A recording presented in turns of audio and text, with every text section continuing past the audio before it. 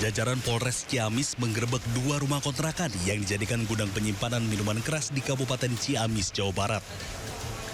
Di salah satu rumah kontrakan, polisi menemukan ratusan dus berisi ribuan botol minuman keras berbagai jenis dan merek. Polisi juga mengamankan seorang pemilik miras.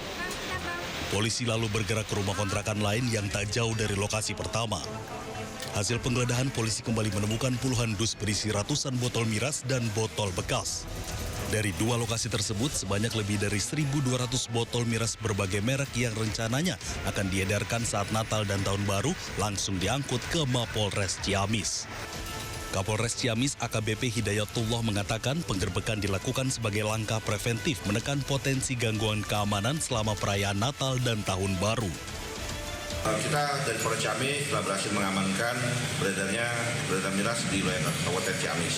Dan sebanyak 1.286 botol berbagai merek miras yang akan rencana diedarkan pada saat Natal dan Tahun Baru nanti. Dan hal ini merupakan antisipasi Polres Ciamis ya dalam upaya untuk mencegah terjadinya gangguan Kamtibmas serta menjaga kondusivitas di Kabupaten Ciamis. Selain penegakan hukum, Polres Ciamis juga mengajak masyarakat untuk berperan aktif menjaga keamanan lingkungan selama momen Nataru. Dari Ciamis, Jawa Barat, Acep Muslim, iNews melaporkan. Polisi menangkap 2 bandar narkoba di Desa Banyusangkah, Kecamatan Tanjung Bumi, Kabupaten Bangkalan, Jawa Timur. Dari lokasi, polisi menyita paket sabu siap edar.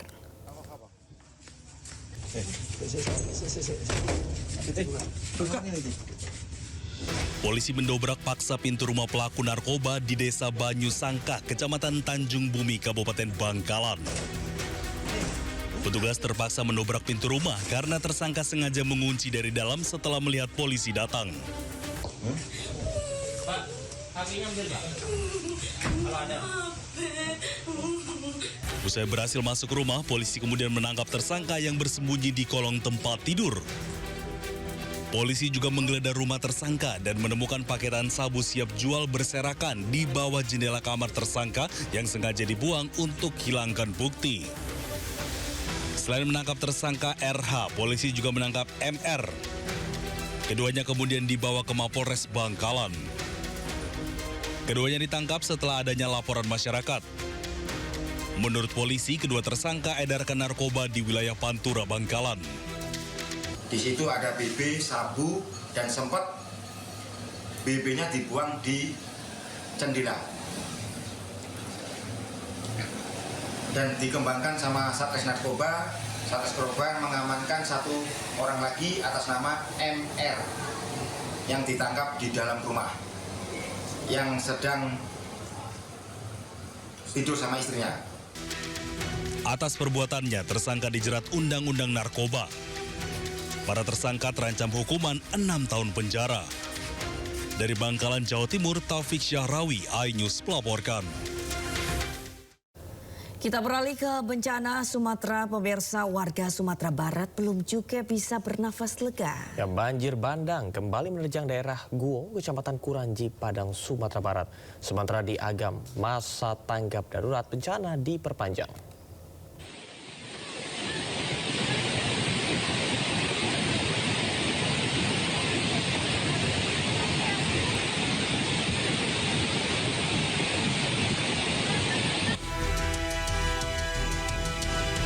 Tingginya intensitas hujan yang mengguyur kota Padang, Sumatera Barat sejak Senin petang mengakibatkan banjir susulan di Kuranji, Padang, Sumatera Barat.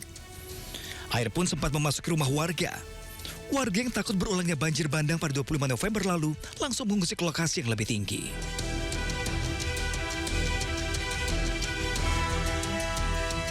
Sementara di Agam, Sumatera Barat, masa tanggap darurat bencana banjir dan longsor diperpanjang hingga 14 hari ke depan. Meski ditambah, namun pencarian terhadap korban hilang dihentikan. Saat ini pemerintah daerah memfokuskan penanganan pada pemulihan dan penyediaan hunian sementara bagi warga terdampak.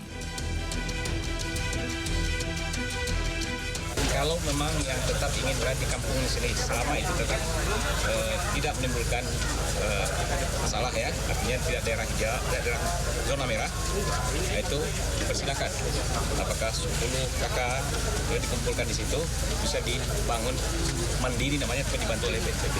Jadi Pak Kepala Badan Penanggulangan Ekonomi, jadi yang sangat ini masyarakat kita. Jadi masyarakat kita tidak dipersulit.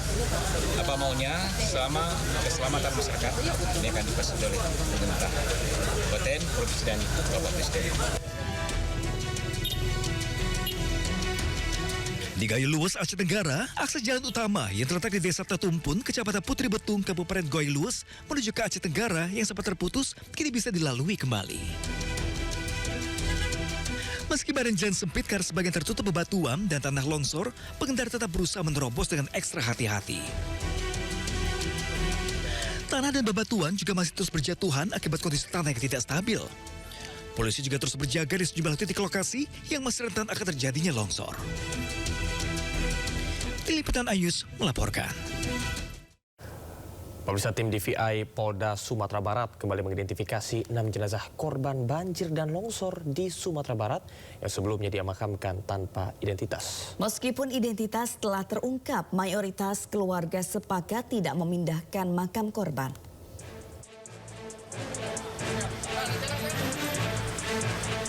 Setelah melalui proses panjang, Polda Sumatera Barat secara resmi menyerahkan sertifikat identifikasi kepada 6 keluarga korban yang identitasnya kini telah terverifikasi secara ilmiah melalui uji DNA. Sertifikat diserahkan langsung Wakapolda Sumatera Barat Brigjen Pol Solihin di Aula Rumah Sakit Bayangkara Padang.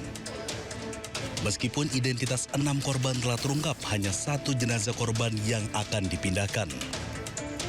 Sementara 5 korban lainnya tetap dikebumikan di lokasi pemakaman saat ini, yakni TPU Bungus dan TPU Agam. Pihak otoritas hanya akan melakukan penggantian identitas pada batu nisan. Saat ini tim DVI masih terus berupaya mengidentifikasi 28 jenazah korban lainnya. Masih 28 lagi belum nunggu hasil. Sedangkan yang kata Bapak tadi 84 ya yang masih belum ditemukan, itu tetap kita akan melakukan pencarian. Pak Kapolda Sumbar Irjen Gatot sudah berkomitmen bahwa sampai pun kapanpun akan dilakukan pencarian. Anggota kami masih ada di lokasi-lokasi yang pencarian, baik anjing pelacak maupun anggota Brimob Sarukter di sana. Jadi kita juga melakukan dari rekan-rekan untuk kita bisa mengurangi sedikit duka dari rekan-rekan kita. Setidaknya kita bisa melakukannya. Polda Sumatera Barat juga menegaskan akan terus melakukan pencarian korban hilang dan mengimbau masyarakat yang kehilangan anggota keluarga untuk tetap menjalin komunikasi intensif dengan posko DVI. Dari Padang, Sumatera Barat, Budi Sunandar, iNews melaporkan. Pemirsa, jembatan kembar Margayasa di Kabupaten Tanah Datar, Sumatera Barat kini sudah dapat dilalui pengguna jalan. Ya, namun baru 1 jembatan yang bisa dilalui, itu pun harus bergiliran. Jembatan kembar Margayasa Tanah Datar, Sumatera Barat di Silayang bawah sempat tertutup oleh material lumpur pasca banjir bandang menerjang. 3 pekan pasca banjir dan tanah longsor, jembatan kembar Margayasa masih berdiri kokoh. Namun baru 1 jembatan yang bisa dilewati kendaraan roda 2 dan juga roda 4 dalam jumlah terbatas. Untuk memastikan kekuatan struktur jembatan, tim ahli Kementerian Pekerjaan Umum telah melakukan pemeriksaan awal struktur jembatan. Hasilnya struktur jembatan tidak mengalami penurunan, namun perlu perbaikan pilar jembatan yang tergerus oleh banjir. Jembatan kembar Margayasa merupakan jalur distribusi logistik dan ekonomi yang menghubungkan kawasan pesisir Kota Padang dengan wilayah dataran tinggi Bukit Tinggi.